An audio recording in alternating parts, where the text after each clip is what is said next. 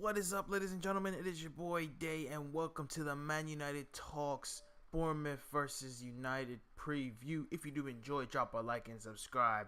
Now let's get into it.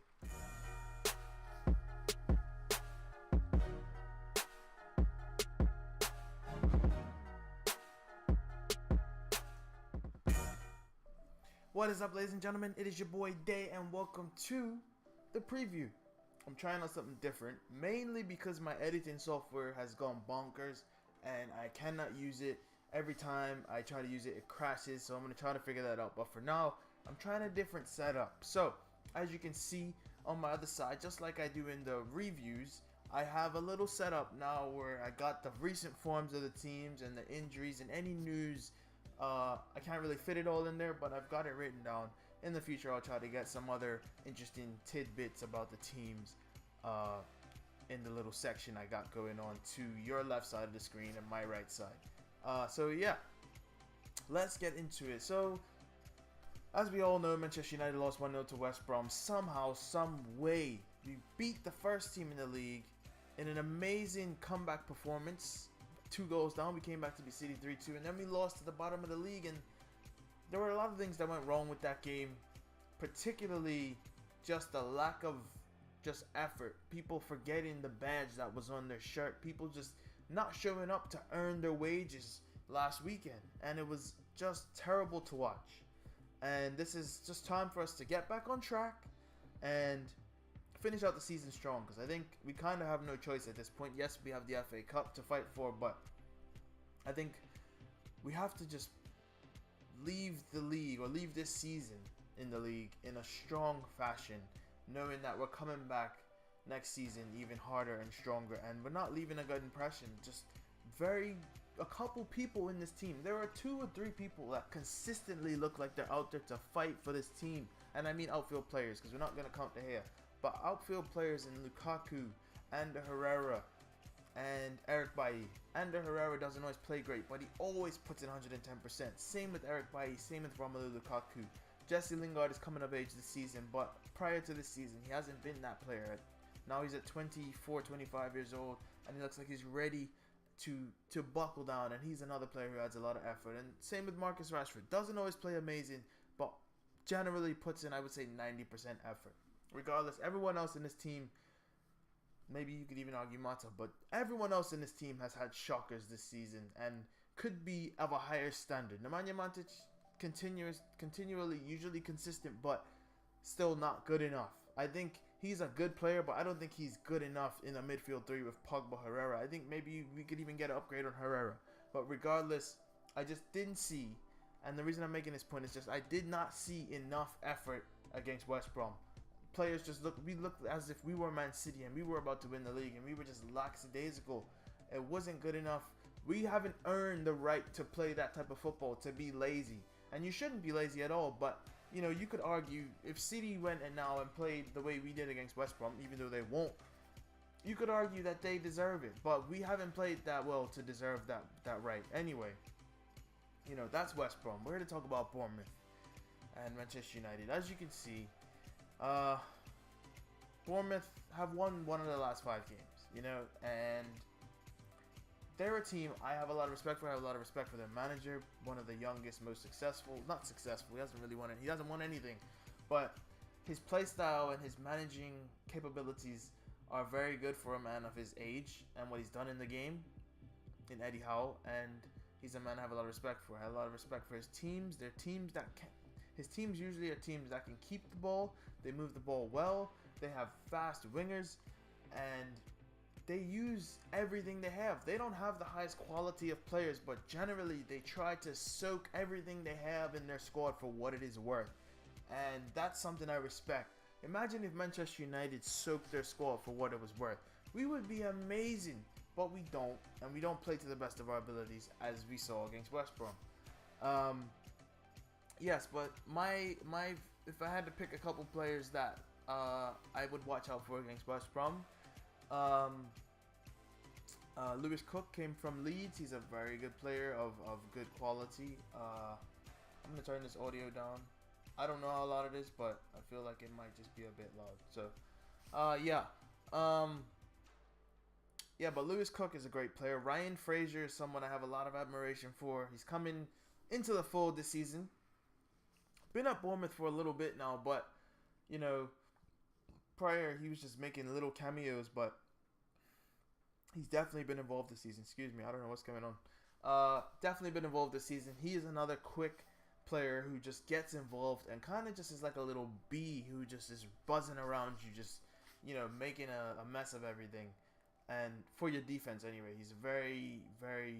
He would be a good player to have to just disrupt old defenders, and obviously there's the obvious cases of Joshua King. Definitely can't sleep on Joshua King, quality player. And then they have a few injuries down there. They loaned out Max Gradle to, I believe, I don't want to be wrong. So I want to say it was somewhere in the French league, but it could have been. No, it wasn't Wolfsburg. That's where NTEP is. But I believe Gradle was in the French league. Regardless, he's out on loan. He's a player that was very good. Not very good, but he was decent last season. But Stanislas, I will never forget when he scored the corner against us at Old Trafford when they beat us. I believe it was 2-1. That was just a hurt game to witness.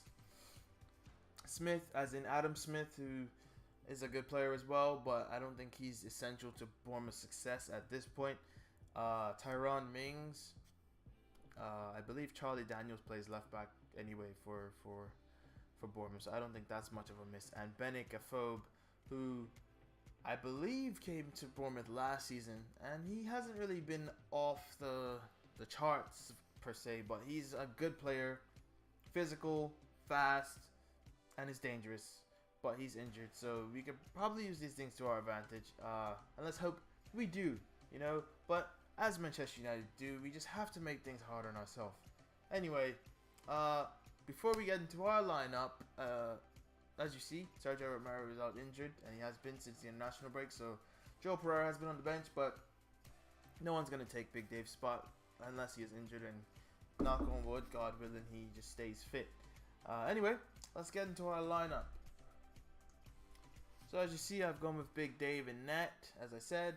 Back four of Valencia, Bailly, Smalling, and Shaw. Midfield 2, Pogba and Matic sitting behind Martial, Sanchez, and Lingard, with Rom up top.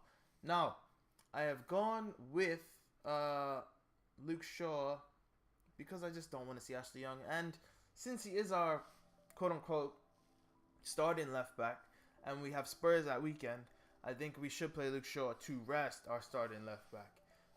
And as for the change from formation, I enjoyed the 4-3-3. I want us to play with it. But I think since it was alright against, I believe it worked alright against City in the second half.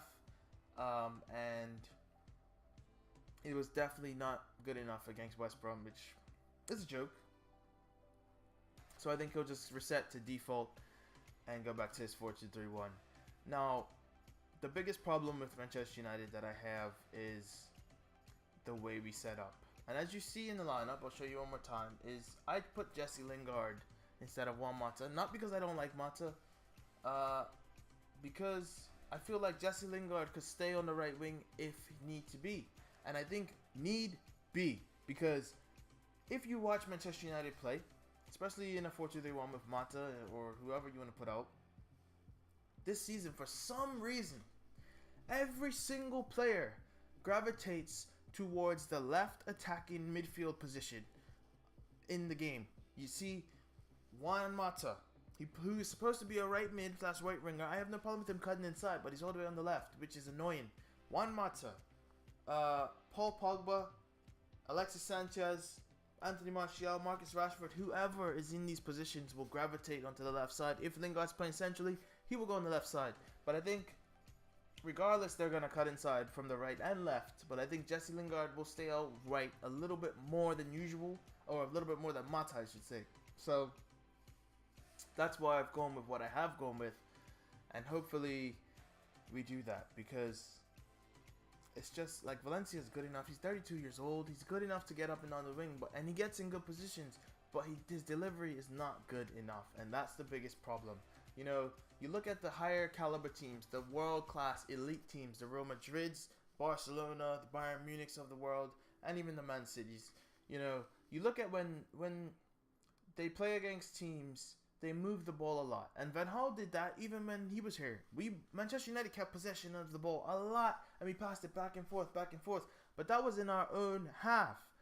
The elite teams like the Barcelona, Real Madrid, they keep possession in the opposition's half, and they pass it back and forth, from one side to the other to disorientate teams' defenses. And you have the likes of the legendary Paul Scholes, who was at the center of our midfield, the Luka Modric, Iniesta, or Xavi in his prime, De Bruyne, Silva, whoever. They dictate and pass the ball from side to side to open up defenses, to disorientate them, get them out of position. But we don't do that enough. We just keep the ball on the left side, and it's just useless. And when Valencia receives the ball in the right channel, when we do decide to switch it over there, he just cuts it back, and he doesn't put in a good delivery, which is just bloody annoying. So I want to see more movement of the ball, and I feel like if Lingard is out wide, he gets the ball quite a bit. If he's out wide, that will offer us more movement of the ball from side to side. I hope so. But I'm not Mourinho. I can't deploy these tactics to our players. You know, I can do what I can from here, but I'm only going to get the max I've got is 3,000 views. Don't think that's going to make Mourinho watch my videos. So, yeah. And let me check my notes just one last time to see anything else I have. Yeah. Before I get out of here, couple things I want to say. Anthony Martial, the rumors about him leaving. At this point, he has every right to, and I don't want him to. I would rather see Mourinho leave before Martial or Pogba or anyone that's linked to leave that is of that quality, like Marcus Rashford especially. As of December, January, going into the new year, Martial was our most informed player, our best player. We bought Alexis Sanchez. Didn't have a problem with it because I thought he was going to play on the right wing. Not the case. And Martial has been frozen out. He played, 20 minutes against West Brom, which he couldn't really do much, in fairness to him, because for one, West Brom sat deep as the deep blue sea, and he hasn't been playing much. So it's not, that in a game where you're chasing a game, that's when you decide to put it all on the line. Some players are built for that, and the players that are built for that usually play a lot more than Martial has. And you just threw him in at the deep end and expected him to make a miracle. That's not the case. He did it against Liverpool once. You don't expect him to continue to be that amazing, but whatever, or consistently when you don't play. You don't expect someone to be consistently amazing when they don't get consistent run of games. That's just my preference anyway. And my last point is on Luke Shaw. Better than Ashley Young without question, in my opinion. And what I think Luke Shaw offers that Ashley Young doesn't is natural width, which is something we're missing. And it's probably the whole just reason of this preview. I should probably title it natural width, but I'm not going to. Luke Shaw offers natural width, and when I mean natural, and I say natural, it's because it comes natural to Luke Shaw to play on the left side because he is left-footed. For him to play in the left-back position, for him to run up and down the left wing, he's left-footed. Ashley Young cuts back and absolutely freezes the attack, and everyone runs offside, then he puts a ball in. Most times, more often than not, he puts in a good ball, but it's irrelevant because everyone's ran offside, and then they have to check back, which just delays and stunts the momentum of the attack, which makes it useless and void. And I'm sick and tired of it. I understand I don't understand. I'm okay with his reasoning for playing it, I guess, because I have no choice or any say in what happens at Old Trafford or at Manchester United. So I just don't want to see it next season. That Ashley Young will be 33 next season. Valencia will be 33 next season. But Valencia can do a job. Ashley Young, in my opinion, does not do a job. And I'm sick and tired of seeing him play left back. And it's really frustrating me. I wouldn't mind him staying around a couple more years to impart his knowledge on the youth of the team, because he is a born winner. He loves to win. He has won. And he has great advice to pass down to the young players. Don't want to see him starting the left back. Not even for the rest of this season, but I'll get through it. But next season, if the first player we need to buy is a left back, if we're not going to play Luke Shaw. Luke Shaw is... I don't know why I'm wasting my breath. Anyway, that's been my preview, My prediction for this game, I'm going to predict Bournemouth either they leave the gate wide open or they leave the gate ajar. And I'm gonna predict we win 5-1. Lukaku's first hat trick. I think for one, that's the scoreline we need to start just a little bit of momentum to kick out the rest of the season. But I'm predicting 5-1. If not 5-1, I'm saying it's 1-0, 2-0. But I think Bournemouth will score, so I'm going to say 5-1 because that's the scoreline we need. And that'll hopefully mean we're playing good football because what I'm watching in recent weeks is not entertaining or just, the Manchester Derby doesn't matter how you win it. It really doesn't matter how you win it as long as you win. But in terms of playing against last place, unacceptable. That's it for me. Hope you guys enjoy. Drop a like and subscribe. Follow me. All my stuff's up there, Leave your thoughts in the comments down below. Let me know what you think, okay?